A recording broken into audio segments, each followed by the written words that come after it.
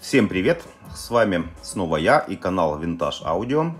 И как и обещал, у нас обзор кассетной деки с прошлого видео GVC KD-D55.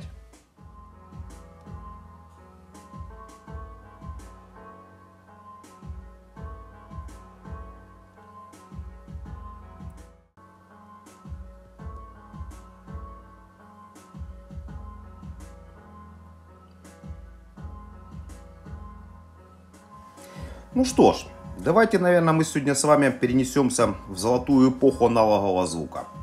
1983 год. И сегодня у нас будет на обзоре кассетная дека. Я даже назвал бы ее не то, что кассетная дека, наверное, одна из легенд от фирмы GVC. Как я и сказал уже, KD-D55. Эта дека у нас сочетает в себе технологичность, удобство и по-настоящему стильный индустриальный дизайн эпохи хай-фай начала 80-х.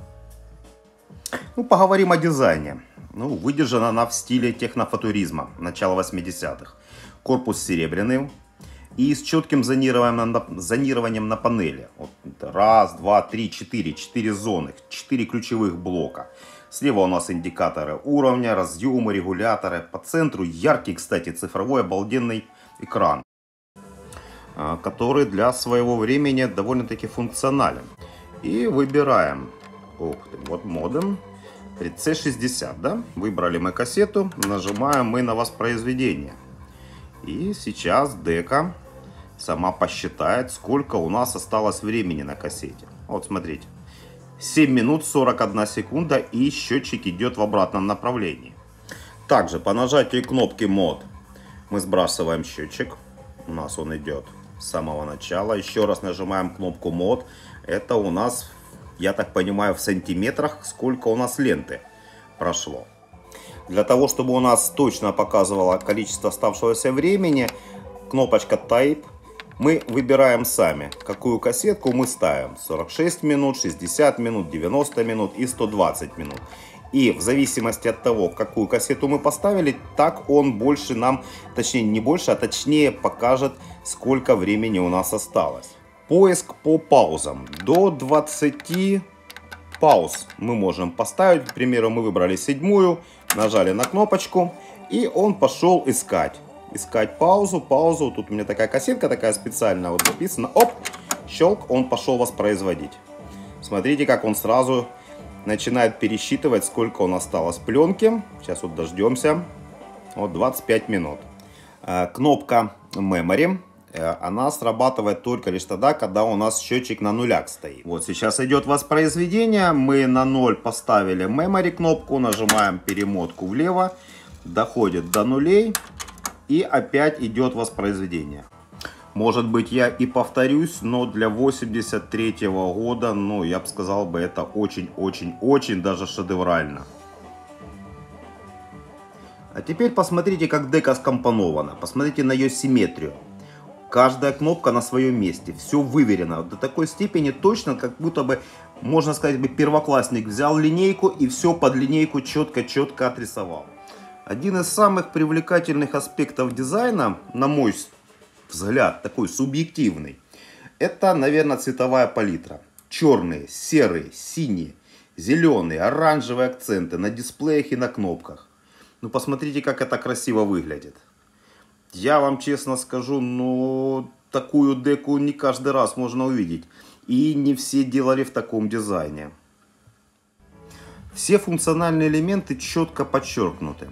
Ничего нет лишнего. Посмотрите, как красиво и гармонично вписались сюда наши кнопки основные управления. Точнее, не управление, а выбор. Выбор типа пленки. Система шумопонижения. Кнопочка у нас сквозного канала, мониторы. Посмотрите, даже как они красиво сюда поставили регулятор выходного сигнала. Прямо как он здесь был. Крышка кассетоприемника. Тонированное стеклышко. Честно говоря, мне не особо понравилось. Все-таки кассету должно быть видно. Ну и этот график-индикатор. Причем, зачем здесь написали BIOS, я так и не понял. Я все-таки думал, что BIOS можно регулировать у этой деки. Оказывается, нет. Полностью логическое управление. И при всем при этом самое интересное, что если перемотку мы включаем лево-вправо очень тихо, то, к примеру, с воспроизведения на стоп очень громко. Но это из-за того, что тут стоит 4 электромагнита, и вот так вот все это дело у нас громко звучит. Также у нас есть маленькая подсветочки. Подсветочка у нас воспроизведения, подсветочка у нас паузы, подсветочка у нас поиска по паузе. И также у нас подсветочка есть записи. Кстати, самое что интересное, запись включается нажатием 2 кнопок одновременно. Вот так. И если вот так вот, видите, вот такая вот красота у нас есть. Довольно-таки симметрично, гармонично и красиво все это дело вписал. На просторах интернета я нашел один рекламный буклетик. Они, в принципе, сверхъестественно не описали, но что они опять-таки уделяют внимание своей лентопротяжке о том, что у нее полностью логическое управление. Что до технических характеристик. А вот здесь я вам честно скажу, немножко меня дека расстроила. Значит, в сервис-мануале, что они прописали, что при минус 20 дБ на 4-м типе пленки 20-20 Гц, на 2-м типе пленки 20-20 Гц, на 1-м типе пленки 20-19 Гц. Но опять-таки это при минус 20 дБ. Также в примечании они написали, что эти показатели достигаются при использовании кассет GVC-ME, TDK-SA и Maxell UD. А вот уже при 0 дБ, здесь, коллеги, я вам честно скажу, очень-очень все грустно. 4-й тип пленки 30-12-500, 2-й тип пленки 30-8 и 1-й тип пленки тоже 30-8, это при 0 дБ, это, конечно, ну, такие показатели довольно-таки стрёмные. Органы управления, что мне понравилось, физическая кнопка включения, переключение у нас таймера, Play, Off, Rec, регулятор уровня записи, включение NR System, Dolby C, кнопочка переключения, как я уже говорил, сквозного канала, монитор. Красиво, кстати, подсвечивается индикатор светодиодиками. И выбор типа пленки. И опять-таки, почему 83 год и всего мы умеем работать с 3 типами пленки. Это 1-й тип, 2-й тип и 4-й тип. Соотношение сигнал-шум тоже не самых лучших, 58 дБ. Детонации на уровне 0,05% по VRMS и 0,17% по DIN с лентой Maxell UD. Гармонические искажения 0,5%, суммарное 1%. Ну, честно вам скажу, такое себе. Средненько. Лентопротяжка у нас однотонвальная, трехголовая. Головка здесь стоит Metaperm. Вот так она называется, еле-еле выговорил. Карман кассетоприемника у нас не механизирован. Ручной, с ручным приводом. Вот так все это у нас дело работает. В принципе, я против ручного привода ничего не имею. Индикатор уровня записи у нас светодиодный. 7 светодиодов, скажу так, записывать не сильно удобно. Не информативно. Время перемотки 60-минутной кассетки заявлено как 110 секунд. В принципе, я перематывал, у меня получилось где-то 120-125 секунд. У нас это дека KDD55i. Есть еще 2 варианта, но эти 2 варианта отличаются лишь выбором напряжения. У нас 220 вольт. Входы-выходы всего-навсего у нас 2. Линейный вход, линейный выход. И что мне опять-таки не понравилось, не подкрашен левый и правый канал. Честно говоря, это неудобно. Естественно, я записывал на этой деке кассеты. Я скажу одно, 1-й тип действительно прописывается довольно-таки плохо.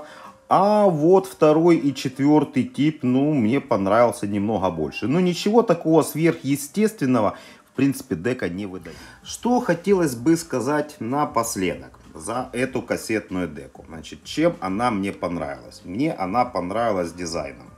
Это вот, знаете, это дизайн мышления и эстетика будущего. Тогда, тех далеких 80-х годов. То есть вот таким вот дизайн видели инженеры GVC, и инженеры, и дизайнеры GVC. Я вам скажу, очень необычно. И лично для меня очень-очень мне нравится. И я от этого дизайна просто в восторге.